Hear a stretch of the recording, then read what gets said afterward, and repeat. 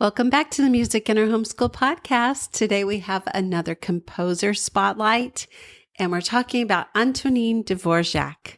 If you've ever heard the soaring melody of the new World Symphony or the gentle beauty of Song to the Moon, then you've experienced the unforgettable music of Antonín Dvořák. But who was this beloved composer, and why is he such an important figure in music history, especially for homeschoolers learning music appreciation? Let's dive into the fascinating life and sounds of this Czech composer in this month's Composer Spotlight. If you are a homeschooler looking for ways to easily and affordably include a quality music education in your homeschool, you've come to the right place.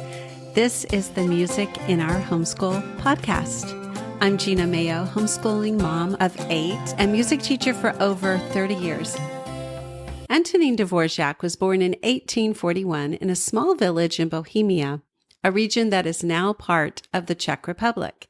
His family hoped he would become a butcher like his father, but young Antonín had other ideas. He loved music from an early age and played the violin and organ before going on to study music formally in Prague. Even though he wasn't from a wealthy family, Dvořák's talent was undeniable. He worked hard, playing in orchestras and composing in his spare time. Eventually, another famous composer, Johannes Brahms, discovered his music and helped publish it. That launched Dvořák into international fame. One of the most unique things about Dvořák's music is how much he loved folk music. He didn't just write symphonies and concertos in the traditional European style. He wove in the melodies and rhythms of traditional Czech dances and songs. His Slavonic dances are full of toe-tapping energy and joyful spirit, and they're a great way to introduce kids to classical music with a fun cultural twist. Dvořák believed that every country should be proud of its own music traditions, and he encouraged composers everywhere to use their local folk music in their classical compositions. In 1892, Dvořák traveled to the United States and became director of the National Conservatory of Music in New York City. During his time in America, he fell in love with Native American melodies and African American spirituals. He said these musical styles were the future of American music.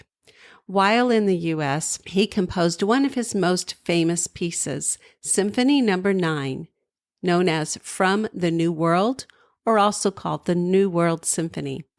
Its largo movement features a heartfelt melody that many people find comforting and nostalgic. Some say it even sounds like a lullaby. Be sure to check the link to the blog post that accompanies this video because the music is embedded there. Dvořák also wrote operas, chamber music, and beautiful pieces for solo instruments. One of his most beloved vocal pieces is Song to the Moon from his opera Rusalka. In this touching aria, a water spirit sings to the moon, asking it to find the man she loves. It's dreamy, emotional, and full of magic, perfect for sparking children's imaginations. Dvořák's Cello Concerto in B minor is another masterpiece that is often considered the greatest cello concerto ever written.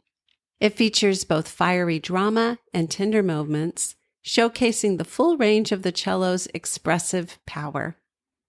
Now, here's a couple of fun facts that you can share with your kids. Dvořák loved trains. He would go to a train station just to watch trains come in and leave, and he even wrote music that sounds like a train ride, like his playful, humoresque No. 7. Dvořák was also a nature lover, and he often took long walks in the countryside for inspiration. And even though he became world famous, Dvořák remained a humble man who loved simple things, like his homeland's traditional music. Antonín Dvořák is a perfect composer to study with elementary students. His music is emotional, accessible, and full of cultural history. Want to dive deeper? Try these activities at home. Listen to the New World Symphony and draw a picture of what the music makes you imagine. Dance along to Slavonic dances and talk about rhythm and tempo. Tempo is the speed of the music. Watch a performance of Song to the Moon and discuss how music can tell a story. Dvořák's music helps kids hear the power of melody and emotion while connecting them to history and culture. He's a wonderful addition to any homeschool music appreciation curriculum. And if you're looking for more easy music curriculum, head over to musicinourhomeschool.com/freebies to see some free 15-minute music lessons. You can download 2 weeks of free music appreciation lessons by heading to musicinourhomeschool.com/free music lessons. And there is a coupon code available at learn.musicinourhomeschool.com for 25% off. So head over to pick out a course to do either this summer or start in the fall. Well, until next time, keep the music alive.